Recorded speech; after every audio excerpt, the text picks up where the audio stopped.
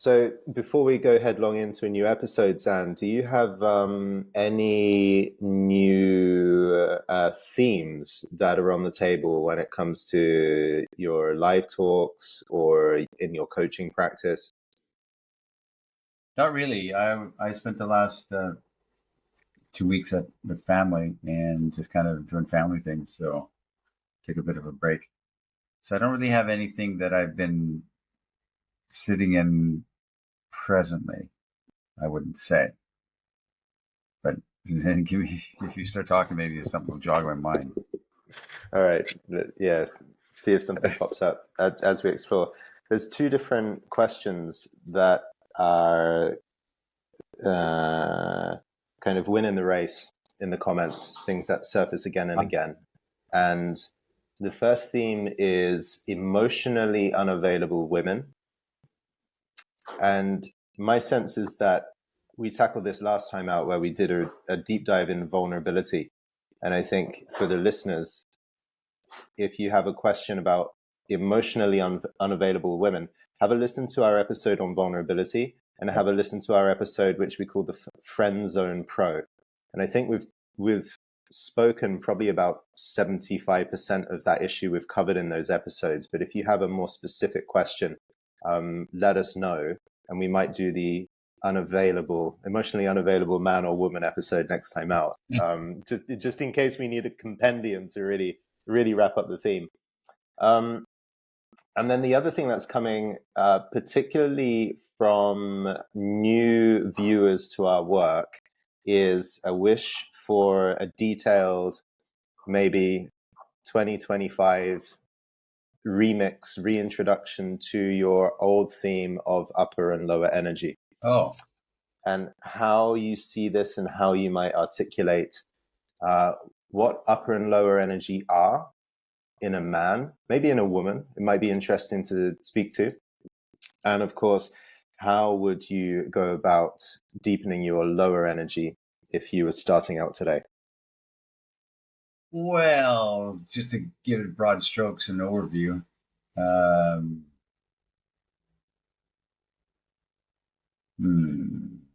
do I approach? What angle do I approach this at? The idea of upper and lower energy occurred to me in my observation of the social scene.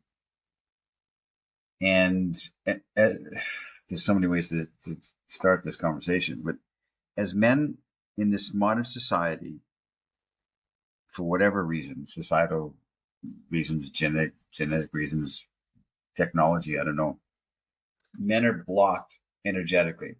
And that sounds cliche-y when we say, oh, your aura is emitting from you.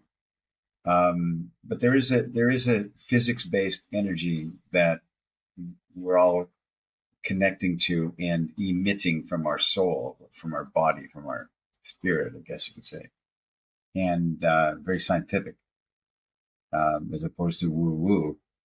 And the idea that we have this, the way I wrote it in the book, The Alabaster Girl, is men have this upper, I'm talking about men. We have this upper energy that moves out into the world, which is from our center of gravity, from our heart, and moves up and out through our eyes, through our very upward moving energy. It feels like to me, and that is our respect and kindness and humor, empathy, wonderment, curiosity. All these things are a beautiful upper energy component of men. That's necessary. And then the counterpoint to that is from the same center of gravity, from the same heart center, we have a lower moving energy that moves down and out from our loins, as it were. And that lower moving energy is our desire to bend the world over. It is our dangerous spirit. It's our dark force. It's our desire to protect. It is our desire to hump the world.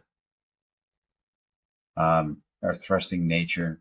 It is a beautiful rooted energy. And I'm saying this very fast because there's a nuance and complexity to this. But in my observation and in my head scratching moments of my life, I have determined that modern man, this modern sensitive, whatever you want to call it, man, has blocked off that lower moving energy completely. And our upper energy is what we're trying to maximize, and what we're trying in all the coaching programs, all the life coaching, all the Toastmasters, all the dating advice is how to maximize this upper energy, which is humor, how to talk, what to say, um, these great things. But if you're only upper energy and you've been concentrating on being funny and being memorizing lines or just being good on a date, rapport. If you're that guy that's upper energy, you're a nice guy and you're pleasant to be around, but there's no innate art in your spirit. And I use the word art because when I said this pleasantness of you being upper energy, it's like it's pleasant art, which we would call kitsch. It's pleasant to look at, but you don't stop you. Yeah, I was in a contemporary art museum the other day, and they had Jeff Koons. So right. These giant kind of balloon animal dogs and so on. Yeah. Yeah, I mean, like, which doesn't strike me as compelling art. There's a type of art that is, I mean, modernism, postmodernism has been conflated into the same thing. But at any rate, there's a type of art that is extant in the world today, which is just, it's either shock and awe, which is I'm going to shock your sensibilities, and that's called art, or it's sensitive, postcardy, Hallmark card, Thomas Kincaid type of paintings, which is all round edges and smooth and comfort and a dreamy landscape that makes you look at it, with pastel colors, but it's not something that it doesn't invigorate your heart, your spirit, and give you drive and inspiration, which is a ragged art would do. So it's the same thing with the spirit of men. Kitsch is the upper energy, humorous, nice guy. Women will go on dates with you. Women will invite you to the party because you're fun to be around, but they don't lust after you. They don't dream about you. They don't imagine being in bed with you. And so the lower moving energy, which is blocked off from modern man, they're up. I mean, you do a lot of work with men and how they can't get out of their throat, their head. They can't get out of their head because it's all everything that the way they attach themselves to the whole world, the way they approach their whole world is cerebrally driven, head driven, and they analyze and they try and figure it out. No knock to them. It's just that, it's the way it is in our algorithm driven world. But the lower moving energy to me is what is missing in men. And still today, and 25 years later, years after I wrote the Alabaster book and 25 years of coaching, it's still the number one thing that men from every strata. I'm coaching men that are, crypto bros and worth millions, and CEOs of companies, and older men and younger men, as you know as well. And it's a common denominator across the thing is that they're so afraid to offend that they become they block off anything that looks like it's a sexual desire, sexual edge. And is completely blocked. They can't even get in their hips. I've coached guys who've been salsa dancing regularly twice a week for 20 years, and they have no connection to their body at all. They learned it analytically. They learned it cerebrally, if that's possible. They learned the steps and the moves and hitch their shoulder like this at a certain moment, but they learned it non-intuitively and from their head driven down, and you can feel it. They're technical. They're great. There's guitar players that are technical wizards, but there's no feel. There's no tension in the silences between them. So the whole idea is that you can learn all these upper energy things, but you just become this nice guy, which is, I mean, a lot of the guys we deal with are nice guys, and which is a good thing. Being a nice guy is a wonderful thing, but if that's all you are, you've got nothing. You've got nothing. Women are not going to dream about you.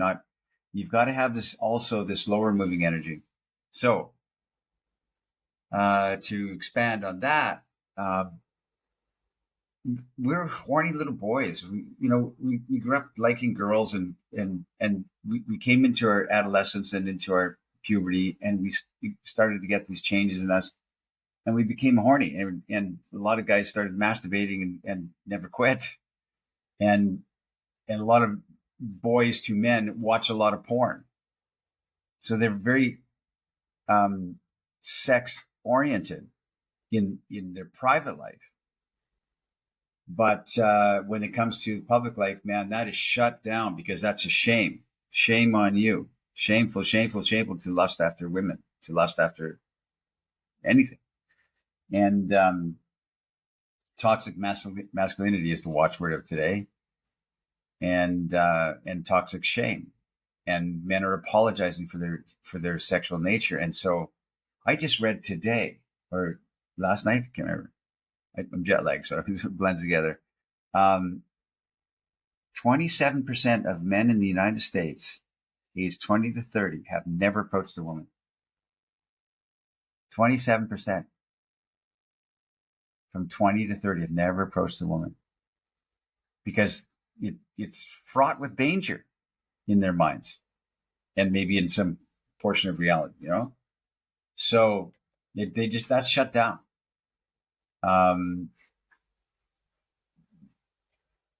So I guess what I'm saying is, young men and older men, they're horny guys, and they say to me all the time, how do I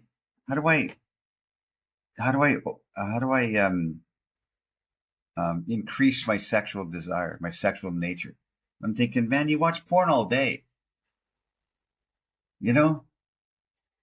Pornography is another analog to art, because art has a way of communicating.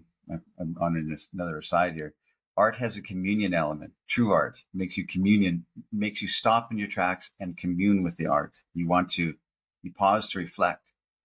And pornography is intimacy stripped of that communion aspect, the I and the other. That body part, those boobs, could be swapped over with any other boobs. And it's just body parts coming together. And when you close the porn, the only thing I've reflected back to you in the blackness of your monitor is you. So there's no communion. There's no I and thou in Hegel's dialect, right? So I don't know. We've been taught that lower moving energy is wrong and toxic. So men have learned to cut it off, and they are 100% communicating from the upper energy. And all the training out there, all the dating advice, all the blogs, all the podcasts are saying how to be more charming, more funny, more gregarious, all this kind of stuff. And nothing's teaching you how to really have this love your desire for your sexual desire, to love it. So I don't know if I explained that well enough, but it was my hardest thing to learn too, Jordan. Like I'm a highly sexual guy. I'm a certain age now, and I don't need testosterone because a supplementation, because man, let's go. This, fortunate for me,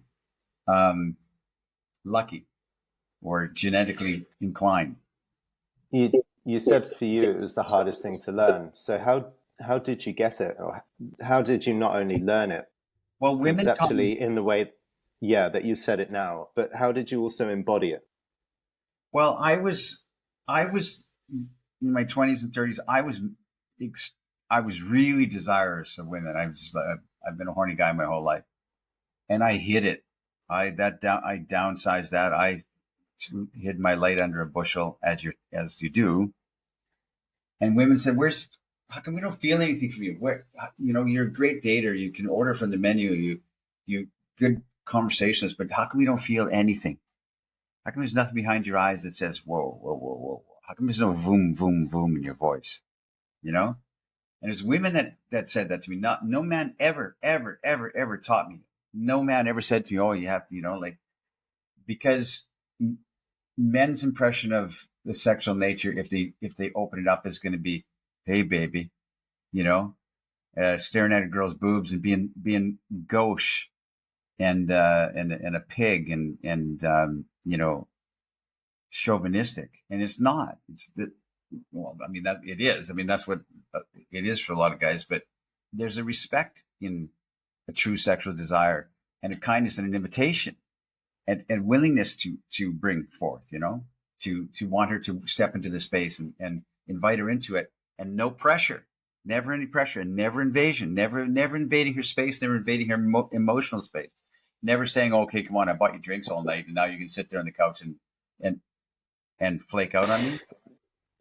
This is really worth spending a couple of minutes to flesh out, because what I've seen from men who hear the message about lower energy and then they get together, let's go, 4 of us, we're going to have an adventure in a foreign country and we're going to learn how to get our masculine edge and our lower energy moving. I see a lot of men do that, and they want to take the best intention of what you're saying with a beautiful, life-giving, thrusting masculine force, but often in their enactment of it, they will regress into some kind of frat boy.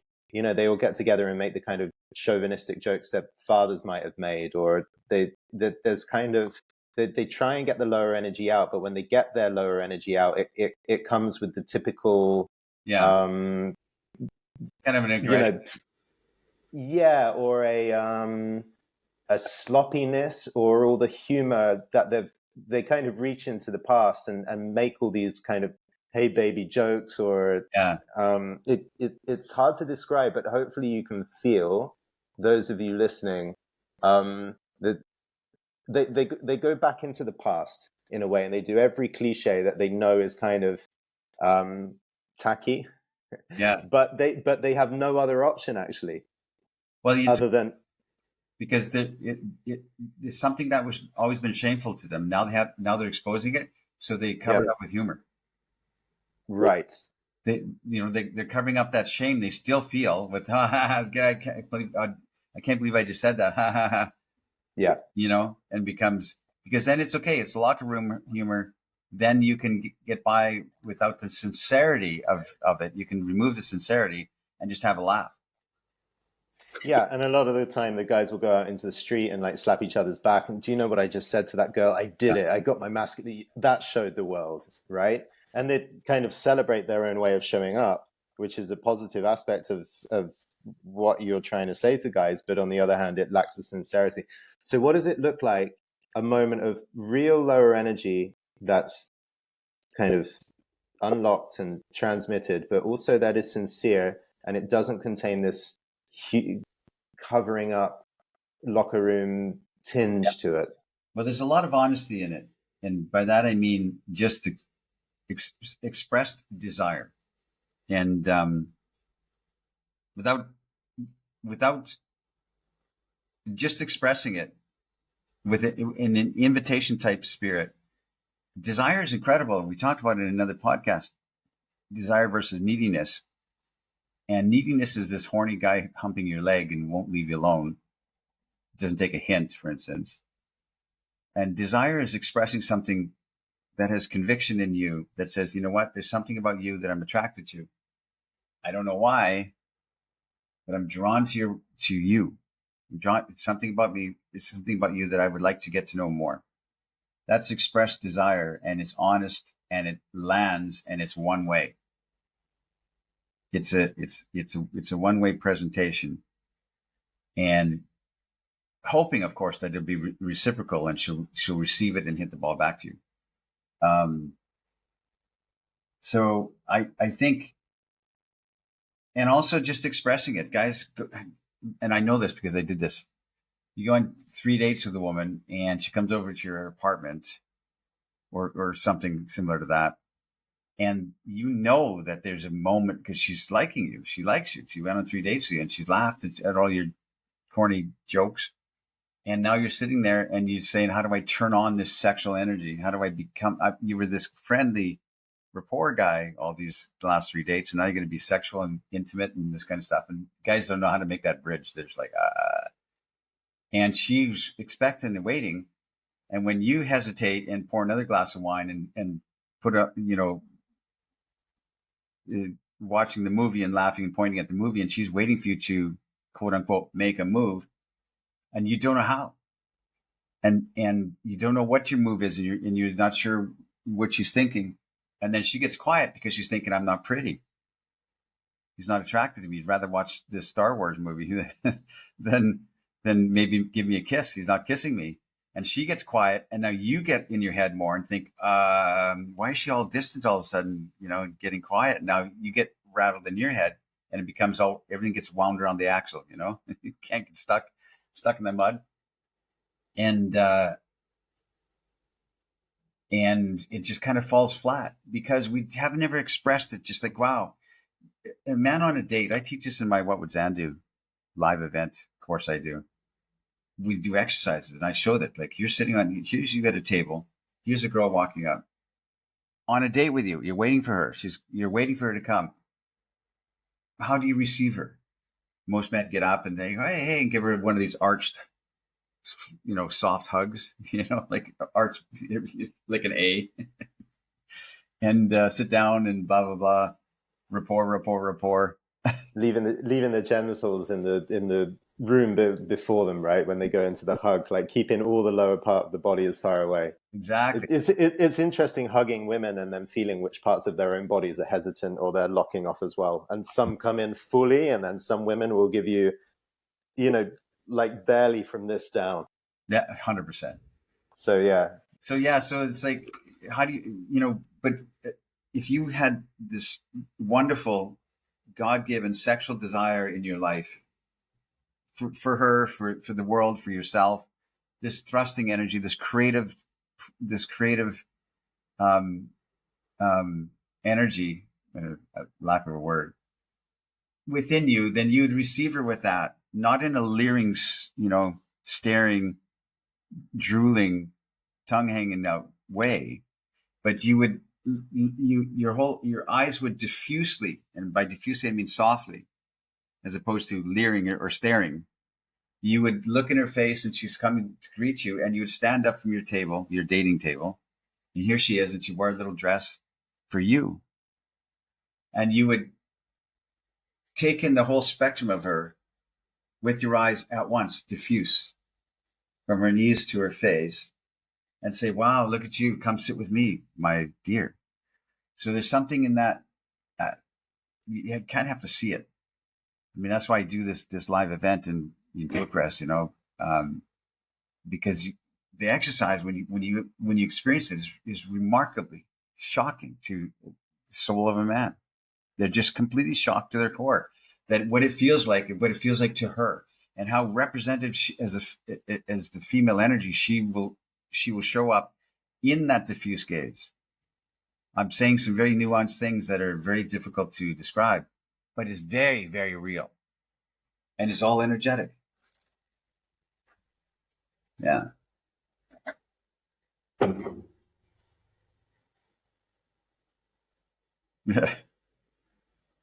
You too. So what I do hear you saying clearly is, let's say you go to a business networking event, and the formal rules of business are you look at everybody from the neck up.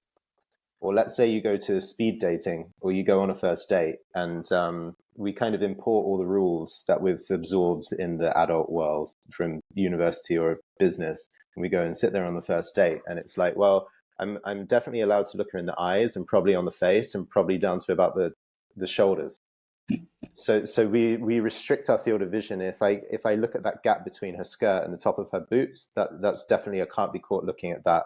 Yes, and that's generally what you would not do in the office. And what you're saying is to keep a diffuse look, which is I will behold everything right down to the tips of her toes and up to her eyes and the top of the head and everything in the middle, but I will do so with a diffuse gaze, which is different to, wow, there's a flash of skin here in her thigh, and I'm gonna like leer at it because I finally have the opportunity of some flesh. So it's like I'll take that in and not constrain myself to only looking above the waist, but I'll take that in, but it won't carry that intent of hunger. That's right. And you will announce it. So she arrives on the date. I mean, that's why I show the guys in the exercise, right? She arrives on the date, and you stand up to greet her, and you diffusely say, "Look at you." What you're saying with your eyes and your smile is, "Wow, you wore the little skirt for me, and you look like this for me." That is the greatest thing I can imagine right now. And there's a welcoming energy in that, and women will just sashay into that space. And yeah, it's powerful.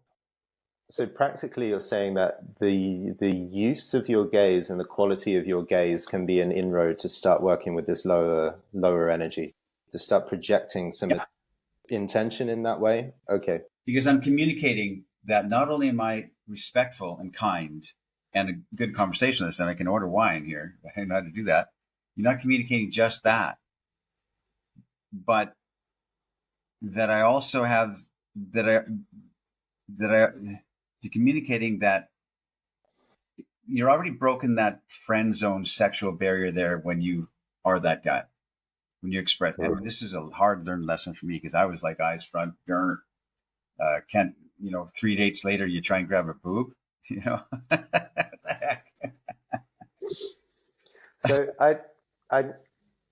I'm going to get to some more practical things about lower moving energy, definitely in this episode, but I want to backtrack because you said some interesting things in your opening presentation on the theme. So I want to ask you a bit more philosophically, or even physically. You said there's an energy that emanates from a man's heart and it goes upwards through his face, through his eyes, through his conversation. But then there is a lower moving energy that comes down through his body and out of his hips, his pelvis, and into the world. Yes. So there is an originating energy that then moves through a man in two different directions. What is the initial source? Oh.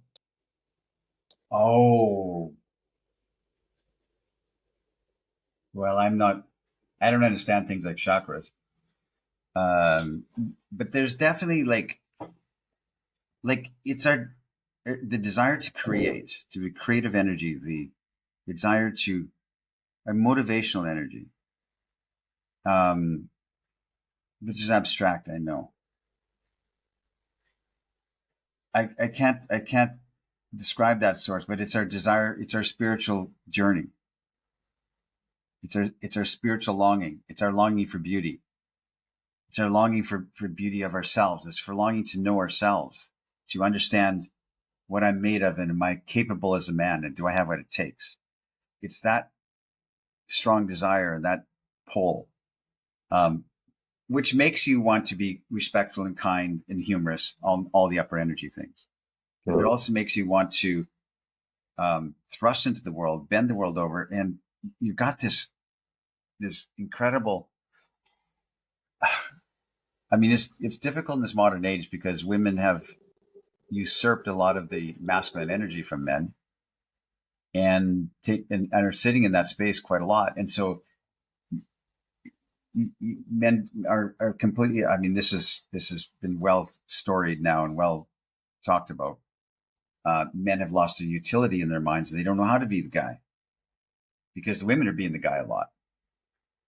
The women are stepping in that role out of necessity because men are so sensitive and weak and feminist, and or they've just been taught to be more aggressive and more, break off your own chunk, ladies, lean in, as they say, and men are not equipped to deal with it. That's the truth of it.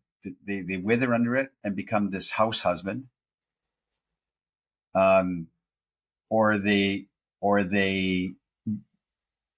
take the red pill or whatever it is and go away, go their own way, fight against it. So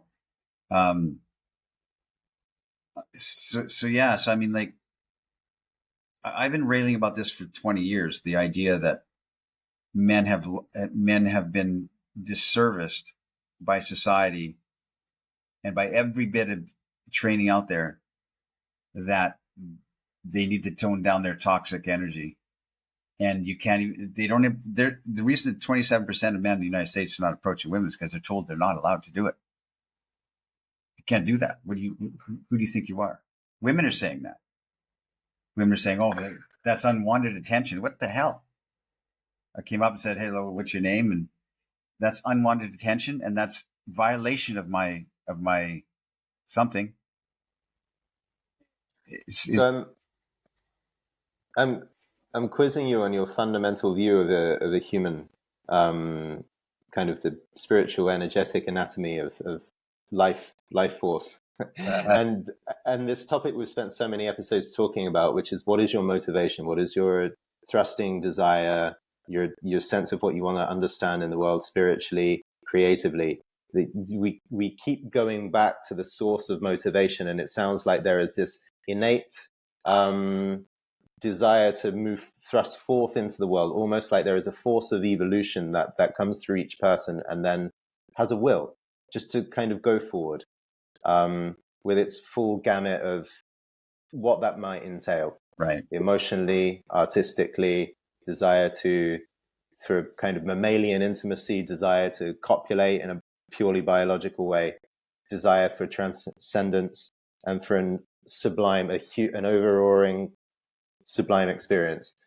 And then from there, that energy then can go in two directions: up the body, like let's connect and commune and charm our way through the world in these kind of heartfelt gratitude spoken ways, or let's go down into ourselves and feel a more raw, sexual, maybe even powerful, anger-laden, aggressive, staking claim to what is ours force.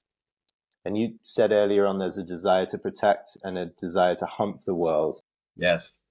So it sounds like understanding what you will want to protect and what you need to protect, your sense of boundaries, your sense of what is sacred in this earth, what is like immediately, no, this is actually my terrain or the terrain of my loved ones, get out.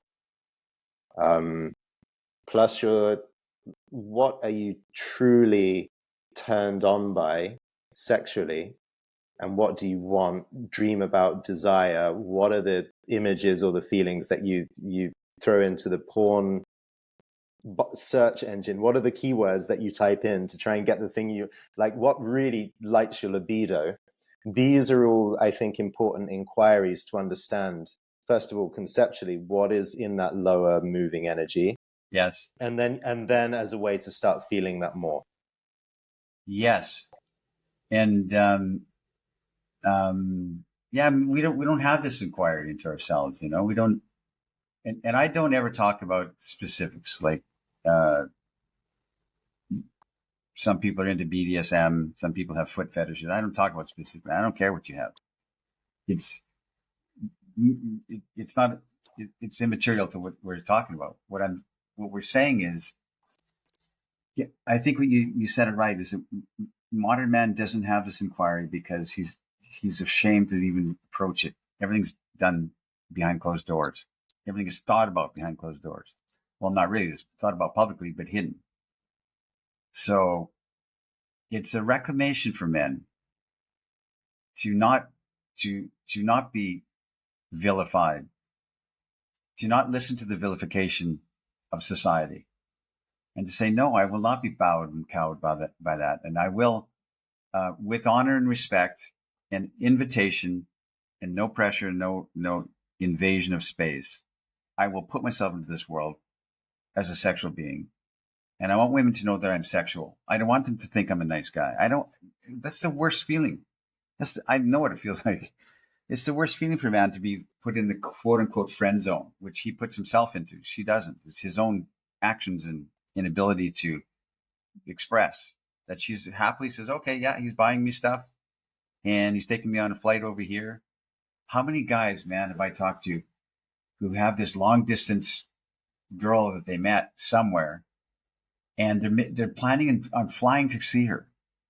Some guys even say, I'm going to surprise her. Oh, because they had such a great connection in Bali or whatever for a week that they're going to fly there now and see her, and she's or they're talking about it with her. I'm thinking, and then how many guys have actually done that and get there, show up on her doorstep, and she's like, okay, and she's nice, and it's just all awkward. Lots of guys will relate to what I'm saying right now. I don't know if I'm answering that question or not. I'd, I'd like to say a few words about energy, what I understand by energy itself, and also the process of deblocking. So if you have anything to add here based on what you see in your coaching and in your workshops, please do. Okay. And Because I would really like a redefinition of terms, because words like aura and energy are overused. But so if anybody in the comments can straighten me out on that a bit, because I'm trying, and I'm a wordsmith, and I'm trying to find words that really nail what we're trying to say. Energy is overused, but we don't. What else do you use? I'm going to try and work with energy and see where that leads to. Because I think if you don't feel or you don't yet have a strong connected feeling with the flow of energy, then it is just a concept or a vibe or a mood. Oh, he's got good energy, or she's got bad energy, or upper energy or lower energy. It's kind of you know what you're talking about, and it's accurate, but it's also quite opaque. But energy, the way that I understand it, and I would say I've seriously investigated into um, somatic coaching, somatic therapy based on the work of Wilhelm Reich and his many students and people who have remodeled his work. He has his fundamental theory. So he was a student of Freud, and his idea was that psychological energy, the real libido, and the will to live as a psychological animal, has an energetic component. And this energy moves through the body in different ways. And so every emotion is a kind of biological, hormonal, chemical stream that works through the body. And every emotion has its need and its place in a survival and thriving in the larger community way. So sexual energy clearly has an evolutionary need. And if we don't have sexual energy, we will not evolve.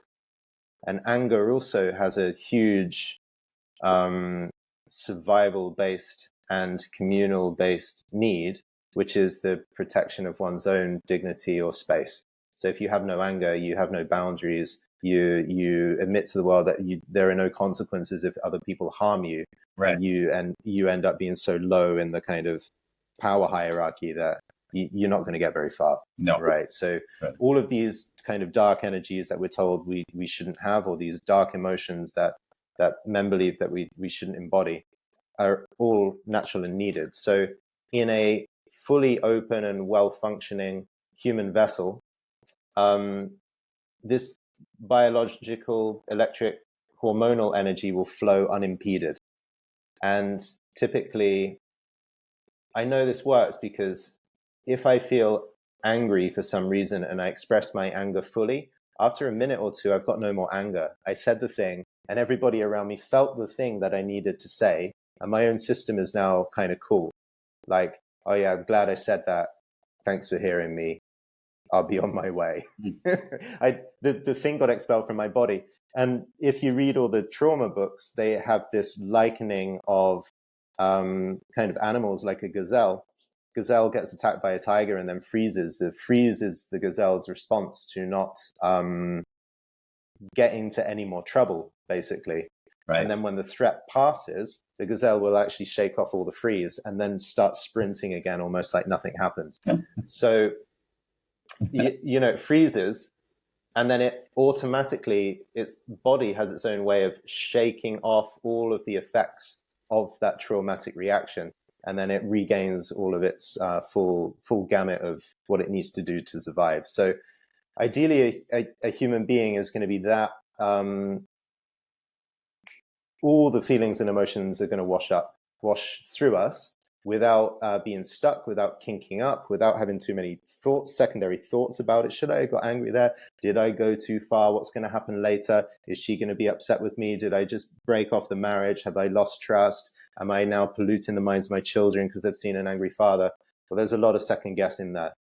So this is unique to the human ego, right? in order for us to play it safe, we're always hedging our bets. And this has an embodied effect. So you feel that's the freezing up. yeah, there's different parts of the body that think there are going to be repercussions if we show different emotions fully. The animal within all of us would allow all of the emotions just to happen and cycle through. Yeah. But the humans, like, well, if I allow this sexual desire to be shown, or if I allow this anger to be expressed, that's going to have repercussions for me in the tribe. Therefore, I need to freeze up certain areas of my body. So from Wilhelm Reich, he would talk about 7 armoring bands through the body. There are 7 stripes of muscles around here, around the jaw, around here.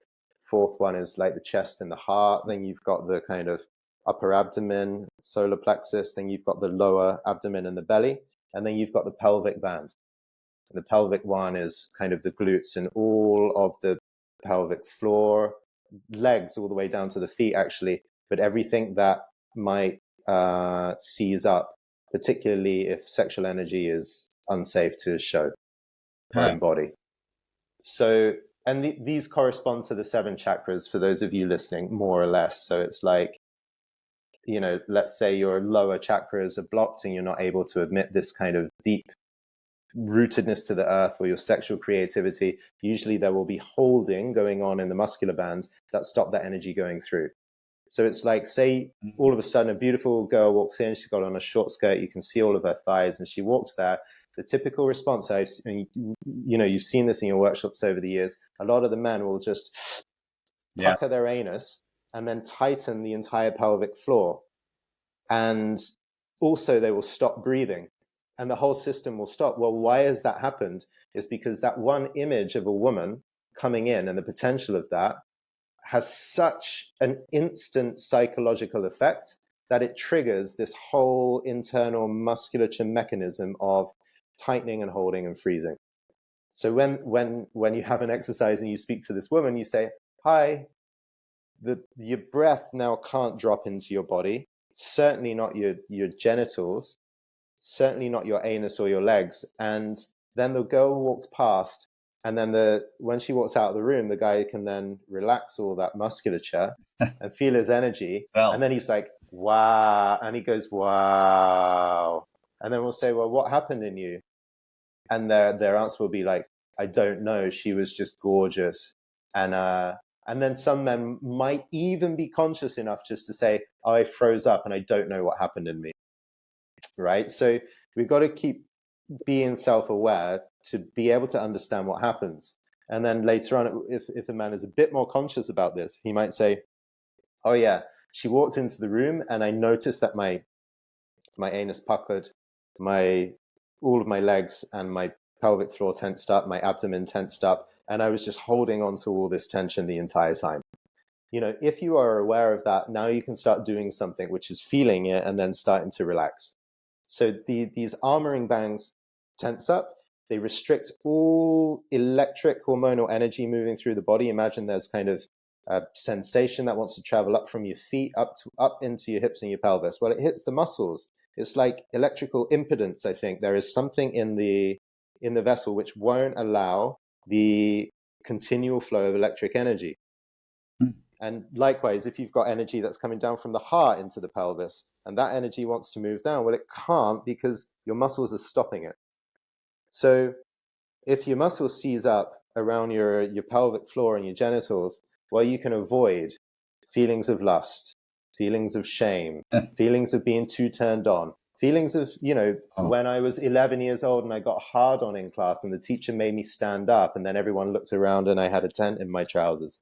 Like all this things that happened, or I kind of knew I was doing something wrong by playing with myself. And then one of my parents just came into my bedroom without, this is an example, without warning. And I was caught as an 8-year-old boy with my hand, basically in my genitals. And then you go, the natural response is, I'm not doing it, right? Because we know that there's something that we're probably transgressing somehow. And then the body tenses up. So how to get your lower moving energy? I think there's 3 ways. And the first thing that is really overlooked is just having any kind of relationship with the physical lower body. So if you're working, like we said, before even we talk about this childhood conditioning that makes us all tense in various areas of the body and hold a chronic tension, and we don't even know that we're doing it, before any of that, if you're working 10, 12 hours a day on a computer, then the only plane of motion that your hips will go through is up and down. I get up out of my seat and I go down into my seat. I walk to the elevator and then down into my car where I'll sit again. So the hips and the pelvic floor are going up and down, or they're going forward and back. Wow. It's one plane of motion. How are you going to have sexual energy if you're sitting for 12, 14, 16 hours a day in a chair and you're doing 2,000 steps, right? Just to go and make a coffee. Yeah. So like the basic stuff is just put any energy into the lower part of your body. So one of the things I teach is just hip circles or figure of eight movements with the hips, like you might see at salsa. At least your hips start moving through 2 or 3 different ranges of motion.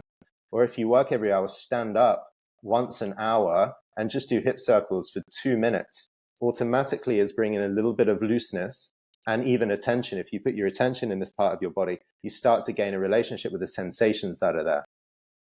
And one of the biggest learnings I had was rather than trust my eyes, like, oh, she's a hot woman, I'm interested, is trust the sensation in my body, which is when a woman walks into the room, if I feel something, if the instrument in my body is like, there's a lot of magnetism or vibration, then it's like, wow, I can feel that this woman is hot. It's very different to seeing that this woman is hot.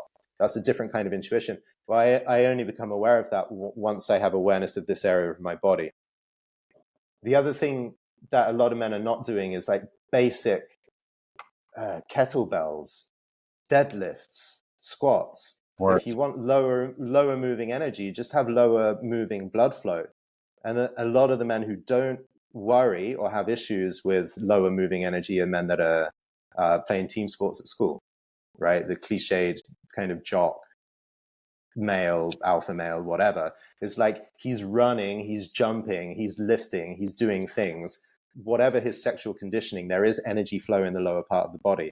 So a lot of our audience are tech guys. Well, if you're playing video games and then you're working an IT job, there's not even any starting contact, right? So just gross body movements to get lower moving blood flow is core, but that doesn't always address the energetic block, the psychological block. Right, and the psychological block is linked with the energy restriction through the body, right? And I've been in a gym where I've seen virtually these are guys that could be front cover of Men's Health magazine, but you look into their eyes and there's a constant fear response, or you see the way they're walking and it's lumpy like a robot. So they've got all these muscles even in their legs and it looks really good, but the locomotion of their body is entirely restricted, right, which means there's no emotional flow through the body. And if these guys make love, then they're going to be banging like pistons, but it's not going to be like, oh, wow, I actually feel love and feel delight and feel enjoyment and all these things in the body that you would have if you were more relaxed. Connection. So if you want to go here, the question is, how do you start to release all these automated ways of seizing up you have through the body? Well, you just said a bunch. Like this model, this Reich is it? Model that you just described with the 7 different levels, physical levels actually, right? And energetic levels. And that's a deeper, more complex model than mine, which is upper and lower. That's it. And it maybe it's more accurate from what I'm saying, or it is the same thing I'm saying, but in a more scientific expressed way. And you just described several exercises or several things or several mindsets that men can do. For me, because maybe like I sit in my rocking chair a lot because I'm trying to write, and I feel it. I feel that I need to get up and move, and and I have a deficit in movement. Maybe there's practical things that men can do physically, but there's also practical things, their diet, of course, right? but there's also practical things they can do emotionally and psychologically, which I'm not completely aware of. And you're more aware of that, I think. Because for me, it's all I can, my only exercise for guys is that I think of is to tap into your love, your desire to bang the world. You know, be happy that you're a horny guy. That's a good thing, as opposed to what you've been taught. And choose happiness and choose joy. Have some joy that you're a guy, that you get, that, you know, it's like, it's the old joke, you know, I was such a poor child. I was so poor that if I wasn't born a boy, I would have nothing to play with. You know, it's the old joke, but it's true. That's your friend. Your penis is your friend, man. That's your buddy who's gone through a lot of scrapes with you and lots of trouble. And you got to, you have to love it. Love that you're a boy, that you have boyish charm, that you have this boyish energy, Yeah. and not be ashamed of it. And it's a conscious mindset choice, I think. And when you see women, the greatest men that I know, and the ones I want to hang out with, and the ones I read about in history, the Casanovas, they did the cliche undressing women with their eyes. You've all heard this, that, you know, the '70s guy in the pantsuit undressing women with their eyes, all lecherous, right? But you just said it. I mean, you meet a woman on a date, in a coffee shop, whatever, and all the guys I respect, and this is controversial, but it's true, are imagining what she'd be like in bed. Mm. That's the guys I like are the guys like that. They see a woman, she could be an 85-year-old woman, and they're looking at her and they're going, I know what she's like when she's young. And it's not, they're not saying these things, and it's not staring at her boobs. It's not being that guy. It's just the curiosity and wonderment of life and of the female spirit that you adore and you love. And they're undressing women with their eyes all the time, for lack of a better way of saying it. They imagine what she'd be like in bed as she's the waitress as she's walking. It makes them smile, makes them lift a little bit in their chair. They sit up a little higher in your chair because the potentiality, the wonderment of that. And women can feel it, and they respond to those men. What you're saying at the heart of it, when you say you've got to love your lifelong friend and love your desire, is that you have a really good acceptance and also love for the bodily biological processes that happen to you, even befool you against your greater interests in these moments. Yeah. So just to give an analog here, my experience, you know, these Hall's breath mints, you have a really strong breath mint and you put it in your mouth and it's like, there's just fizzles all over your face. And it's like, like this minty freshness kind of melts. Or if you have a peppermint shower gel, you know, they came out with these peppermint, and you put a bit of peppermint shower gel and your whole body is like tingling, right? On the skin. For me, and I've done a lot of embodiment work to understand how I hold tension and then release it. So for me, if I'm in a coffee shop or something and a beautiful woman walks in and I look at her and then I realize what happened and I look at her twice, one of the first things is I have this Hall's breath mint experience in my pelvis, genitals, and in the kind of lower belly. It's not butterflies, but it's just like this raw, sharp, tingling, virtually stinging, it can be, sensation of, wow, this just happened and a woman walked in.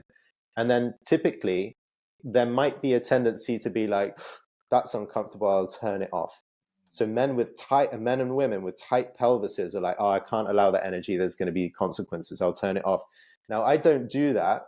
I can enjoy the Hall's breath mint sensation as it arises in my body, right? So I'll gaze over at her, and within like 30 seconds, that whole energy moves through me freely without impediment, and I might start to feel drunk in a way that I can start to feel the muscles in my face, like my eyes, my cheeks, my ears, everything starts feeling drunk. It's like I had a glass of wine already. And then if I look over at her again, I know that my face is relaxed. The eyes have that twinkle, which you don't make twinkling eyes happen. Eyes twinkle when there's erotic energy through the body and there's no holding. That comes through the eyes. My face is relaxed. My neck is relaxed. If I relax the rest of me, then I can go over and talk to her. But it gives me this beautiful thing of when a woman is approached by a man, what is nice for her is that she's not approached by a hard robot. Yeah. You know, a lot of men want to pump themselves up and get themselves into state, and they'll approach her through tension. The shoulders, the chest are tense, the arms are tense, everything is tense, even the face is tense. And then say nothing about the lower body. Hi, nice to meet you. Well, the amount of tension you carry in your body will be mirrored in her body, and she'll be tense because she'll feel you tense, and she'll somehow need to defend herself with her own tension. Well, if my body's loose and relaxed, but it's also turned on, and I approach her, and there's a sense of drunkenness in me, which is like, you know, the mischievous look of, you know, I looked at you like 3 or 4 times, and I feel drunk. That's subtext, because this energy is like, it's great, and it's strong, and I feel this, and I can just say hi, but my face is now allowing the inner energetic component to come through. Well, she feels my loose body. She even feels a bit of my drunkenness, my intoxication. And she will be like, oh, this man is loose. Okay, let's see what he's going to do. But at least as he feels loose, I feel loose. His frame, his body is an invitation for me to copy. And if he even feels intoxicated by the energy that I give off and he feels with me, then, you know, if she allows herself to go there, and that has to do with her own openness, she can feel drunk with me too. And that will, there you start kicking off one of these, what guys are calling the, you know, the sense of being in a bubble together. I'm going to say, like we drop into our own world. Let me just quickly interject this, Jordan. I didn't want to cut you off, but guys who are watching this, rewind this 2-3 minutes and watch Jordan describe this again, because the way what is happening in your face and your visage is exactly how you as you're describing it, you were feeling it, and you could see it in your face. This is what women see.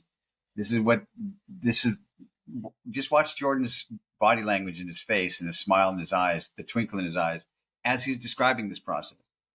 Rewind it 3 minutes, 4 minutes now. Rewind it back and watch it again. It has to feel like that, what Jordan feels like in this video. The one thing I would add, which is a bit different to what you've said, is the relationship with shame, which is if I'm sitting here and I see her walk in and I glance a couple of times and then I feel all this erotic energy in my body, well, ideally I want to relax so I can enjoy my own erotic energy when I look at her. So I'm enjoying my own erotic energy. If I can be enjoying this energy within me, then I can start to bring an enjoyment to her with this energy. But what happens with a lot of men is I see this beautiful woman, and now I have erotic energy moving through me, and I can't enjoy that because what I feel also is shame. So the erotic energy comes, but then the shame comes almost at the same time. It's almost kind of together. So it's not about be shameless, because I think a lot of shameless men are unerotic, actually. They can say something daring, but it doesn't, there's no delicious feeling to it. It's like, oh, you're just showing off again. Actually, the trick is to feel the shame component of it and see if you can enjoy the shame as well. That's going to be a big leap for a lot of people, because when you feel shame, typically the mind goes in and it makes up all these horrible stories. Right. Well, when the mind makes up these stories about block the shame, or I'm so ashamed, or I'm terrible, or I didn't brush my teeth this morning, she's going to hate my approach. What would Zan do? I can't remember. I could never do it the way he says it. Like, all of this is actually a defense to stop you feeling the shame. So one of the best things we can do as men is to actually find a way to enjoy the feeling of shame in our own body. Okay. Because if you can feel turned on and you can feel ashamed at feeling turned on, well, if you allow, with the thing of, you know, the gazelle or the lion, if you allow a feeling of shame to come through your body and you feel it for a minute, after a minute it's gone. You can't sit there in full openness and feel ashamed for half an hour. It's too exhausting. That emotion will run out and it will reveal the next thing. And typically, if I can feel my shame and just like not make any stories but feel it in my body, I've got erotic delight. I've got, my attention is rapt. I'm ready to do something. I also feel shame. Well, that's an intense cocktail. But if I can sit there and loosen even more and feel all of that, then I might get something in the middle, which is a kind of intrigue, but also a shyness. Yeah. That shame can turn into a shyness, which is really actually appropriate. Vulnerability we talked about last time. Yeah. So I approach her and I might just say hi. I wanted to say hi to you, but in my body I feel shyness. I feel erotic delight. I feel my commitment to really want to do a good thing for myself and for her, to have some strength. That's a beautiful thing. And you approach her with a sense of shyness, which is connected and vulnerable in a good way. I love shyness. One of the best feelings I've ever had is approaching a woman. And just as I got very close to her, all of a sudden my body gets flooded with this unexpected shyness. And I'd start to say something and I go a little red. And she sees me go a little red and thinks, wow, he's a human being and he's taking action at the same time. And sometimes she gets my shyness through contagion. And sometimes I approach her feeling really gung-ho and I see how shy she is. And then I'm like, I got her shyness by contagion and we meet in a shyness and it's the best thing. Wow. Well described. Because she's just as shy as you are, you know, and nervous. Like she was not expecting in the world that we live in to be approached by a guy who feels, he's almost red in the face with the amount of kind of hormonal, emotional energy moving through his body. Yeah. Yeah. And with shy, you can be like, I wanted to say that to you. If you want to stop by and say goodbye on the way out, or like get my number later on and see each other, come and see me on the way out. You go back over to where you're sitting and she can take up on that invitation or whatever it is. Yeah. But the whole thing here is we don't know. Let's say we've got 7 armoring bands through the body. This is the original Reichian teaching, and so many people are teaching this in their own way. We don't know this, but they seize up. If you can understand how the body seizes up, you can start to stop that happening. Which is you release more, because I'm not aware of that. You release the chronic tension, yeah. Yeah. And when you do that, you're left with I'm a mammal. I'm a reptile. I'm a mammal. Energy moves through me, and to the extent that I let my authentic currents of energy move through me, I'm going to be connected. I'm going to be feelable by the world. Yeah. I'm going to be at home with myself, and it's the journey is acceptance or even pleasure of all these facets of being a human. Your construction in now, right?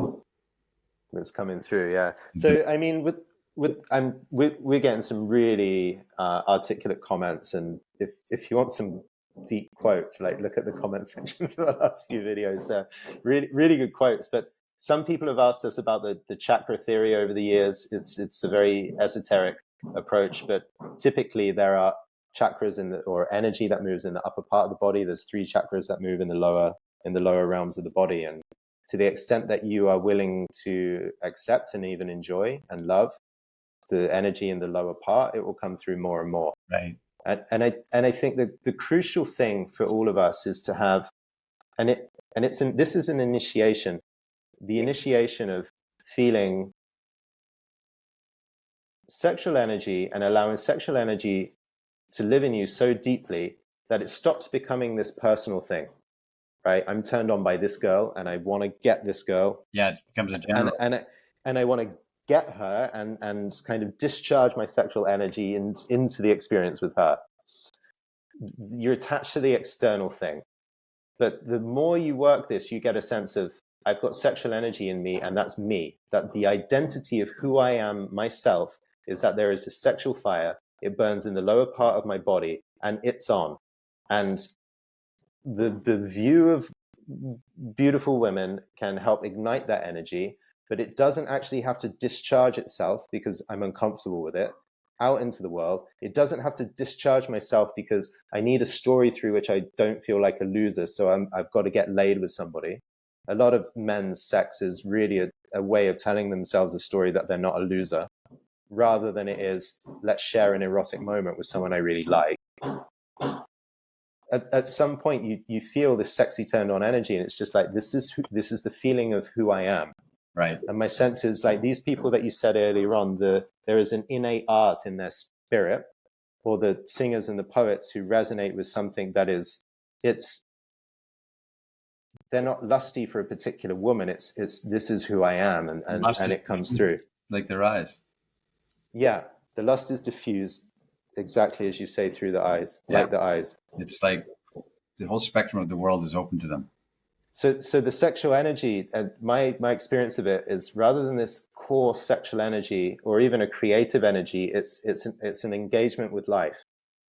Yes. To the extent that I feel turned on means I'm engaged with life, with all the senses, with the things happening around me. I'm excited in a conversation. I don't want to leave it. I could keep going. I'm really in the moment, feeling alive. Right. Engagement is, I think, the real word for this. And we need it's an initiation, and it's a spiritual state, which is your full scale engagement with life is something you have to discover as a great part of your identity.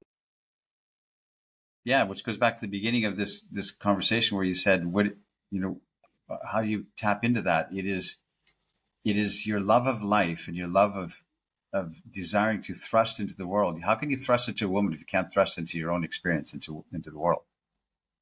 You don't have it. So it's not just that object of desire, that one woman, like you said.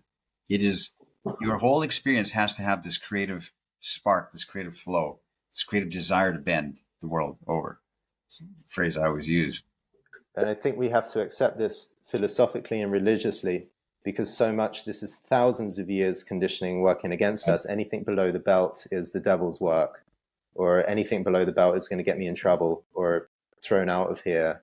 And I think every even spiritual path around the world has even had its own injunction to say, just don't go to that region. It's going to lead you astray or throw you into sin. There's very few cultures and paths that have actually said, all that life generating stuff that happens beneath the waist, sure, it can be messy, but this is as good and true and beautiful a piece as your identity as anything else. I'm taking a note. Sorry, carry on. I've been taking notes here, Jordan, because I want to remember some of these things. We've had the Puritanism, Puritans, United States was founded by Puritans, and which is, you can't show even a bit of ankle. And we have that, a lot of shame is carried over from that, and proscribed things, but I'm of a different mindset of that. And I believe in the creative force of men and women having that strong desire back and forth, the polarity, and expressing it and loving it. So it's a new religion from the Puritanism, and it really is. It's a new way of belief, and I think that's where it has to go. It has to go into this recognition that our belief systems have to be updated. So that's a whole new subject, but I'm writing it down. So I think we have to finish with a few lines of gospel, or a commandment, or a positive thing about sailing into the heart of the sublime wisdom of the genitals, of the reproductive organs. and the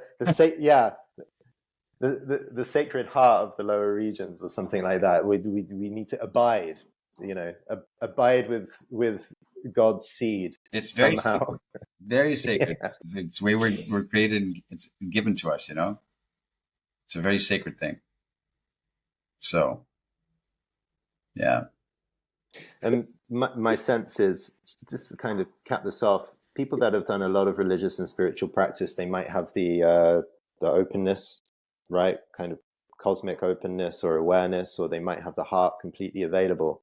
But it's not just enlightening the sexual organs so that you're a cool guy, or you're a seducer or a ladies' man or something like that. It's that deep in the lower parts of the body is a tactile and visceral engagement with life itself, which includes women and sexuality, but that's just a fragment of the overall thing that we're talking about here. And it's lust for life and joie de vivre, and actually like being here in roots and soil and contact with something material before we go off to the cosmos anyway on death. I'm writing about this in the book I'm writing right now, and that's why I'm taking notes here, because this idea of the guru who's all saintly and mystical, and you meet these guys, and they're not. They are to the public, and they are outwardly, but internally they're just as the horny guy as anybody else. So yeah, and that's where the scandals come from, because they can be enlightened in so many different areas, and then if they try and hide what happens below the belt from the world or even from themselves, then they get caught in the closet, with one of the young disciples, or in all of these kind of trafficking scandals that are coming aligned with a lot of big spiritual teachers. And if you owned your sex from the very beginning as a positive thing, you wouldn't have to worry about doing illicit things in cupboards. you would have a robust life already, out of the shadows. That's right. Interesting. I mean, nobody's enlightened. That's the whole point of this. We all might have more understanding and have studied something more, but everybody's scratching their head.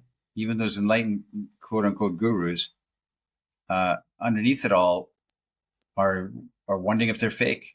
So, I mean, that's a whole new subject. So the true enlightenment, I think, is become aware of our finite existence, tapping into our we talked about tapping into that shyness and tapping. That's as real as life gets. That's as good as it gets. That's as guru oriented as it gets, to be tapped into that and to forgive yourself for everything and go forth into the world. So I'm curious, before we close out for the day, so a question for the audience: what is your main takeaway? Yeah. The question for you, Zan, is: would you share one of your notes, or like what's one thing that you're getting from this? Well, I wrote down the idea. My notes are. I wrote down Puritanism, which is completely steeped over into our whole Western ideology, I think, and how it's done a disservice to us. And I believe in what I wrote here in my notes, or what I'm trying to write in my notes, is the idea that there's a sacredness that is also rooted in the profanity of the earth, profanity of our existence, are about to die, that we go back to dust. We take a shit in the toilet. All these things that we try and avert our eyes from, but there's a sacredness in connecting to both of those. And I think that the spiritual side of things has been said, no, the body is something to negate, and only the spiritual enlightened thing. And I think, no, like, it has to be, there's integration. Anyway, something like that. And I also wrote down a story. I'll tell it really quickly. Cool. Years ago in Vancouver, there's a girl I was trying to bang. And she was this enlightened flower who went to India, and she was a disciple of this Maharishis type guy. Some Indian guru, youngish guy. And she would talk about, she spent time in his ashram in India and stuff. And I'm like, yeah, I'm nodding my head. Yeah, this is wonderful. Saying yes to everything she said, because I was trying to, get with her. And this guy happened to come to Vancouver. I was in Vancouver at the time. He comes to Vancouver, and she's all excited. And she said, I'm this disciple, and I'm going to go up to this house that they rented for him. He was some famous guy. They rented this big mansion up on a hill, and all these acolytes were going to be there, including her. And of course, I'm coming along because I want to, wheel her up. So I go there, and there's this big foyer living room type thing in this big mansion, and he's sitting over there by the fireplace, holding court. And all these women and men are on their knees, you know, in wearing white and beads and stuff. And they're going like this in front of him, and they're listening to every word he says, and he's dispensing his wisdom upon his people. And I'm sitting there on the sidelines watching like this. This is interesting, you know, super interesting. And the girl I was with, she's like also like crying and looking at him, you know, all in rapture of this guy's energy and his flow, right? And I'm sitting there watching the whole thing. And the evening goes on as these evenings do. And after a couple hours, it started to dissipate and people started to leave. It gets to be 10 o'clock or something like that. People started to leave until it was just me and her and maybe 5 or 6 other people and this guru. And he's sitting on the couch, or he's sitting on this chair or whatever. And he looks around, and he's been holy, sending out these holy mantras and wisdoms and blessings and touching people's heads and stuff like that. I'm sitting there watching, like, what the heck? He looks over at me and he sees me sitting there, and he says to me finally, he goes, "So what about you?" I don't know if he's detected that I was not part of the group or whatever. And I said, "Well, you know, I'm a little bit different, you know." And he started to ask me, and I just started my enlightened seduction coaching back then, right? And he asked me what I'm doing. Started to talk about it. And he goes, "This is the greatest thing I ever heard. Come here, sit beside me, man. Come here. Pulls out a cigarette, this guy. He said, "Tell me more." And he started to say, "Did you see that girl in the front with her big knockers, man? Did you see that? Damn. Oh, yeah, it's incredible, huh?" He just totally became a guy. Yeah. And you know, all the serenity went off of me. He's like telling the dirtiest jokes, laughing with me, and I just became a guy. And the veil comes off, you know, and you realize that everybody's like that. Everybody's putting on this show of airy fairy, holy, look how blessed I am, and everybody's internally thinking I'm lost and I'm trying to figure it out, you know, and yeah, so that was a note I wrote. Here's my notes. Look, good luck reading that. Cool. That's one of the notes I took here. I'm glad I asked you and got that story. There's something that I'm taking away is you mentioned earlier on there's an innate art in your spirit, or there can be. Yeah. And I'm thinking about Byung-Chul Han, who has a book. I think it's Saving Beauty. We mentioned this before in a very old podcast. Oh, yes. And one of the things he riffs on in the opening chapter is we live in the age of the iPhone. And one of the ways that the iPhone is killing beauty is the smoothness of the iPhone. Right. So we see the smoothness of the surfaces with which we interact and think that the smoother that we can be, also the more beautiful thing we can be. Right. So you get to see more and more as culture evolves, the smoothness with which we want to portray ourselves and build an online image, where if you look back at some of the photography of the 60s and the 70s or before, men were rough in a way, or you listen to the unfinished or unmastered LP of a particular artist, and often the things that create greatest soul and spirit in the listener are things that are roughly produced. Correct. It's poetry that's incomplete, and people want the original manuscript and not the well typed out PDF. Like that holds a lot more value. So I mean, when it comes to how do I unlock the armoring bands in my body, we've got stuff on our platform. I've got a workshop about awakening passion, awakening the virtue of passion, how to unlock the armoring bands and have more energetic flow in the lower half of your body. We can do all that stuff. But the question that I'm left with, or the desire I'm left with at the end of this, is how can I find in the world art, images, music that speaks to the lower, the sublime beauty in the lower aspects of my body and the lower impulses within me, like the blues singers. Right. Muddy. We had an Emirati, he put me onto Muddy Waters. Water. Like this kind of real deep, like what is the art in the world that brings out this feeling in me, and what if I surround myself by these paintings, these writers, these, you know, first edition or just an old curled up paperback of this spirit. Yes. That's what I recommend also to the viewer. Yeah, excellent. Alrighty, see you next time. Please comment, let us know what you think. Join our membership. What questions you're taking away. Yeah, and find links to our community and our membership in the comments below. Amorati.net. Amorati.net. Thanks, Jordan.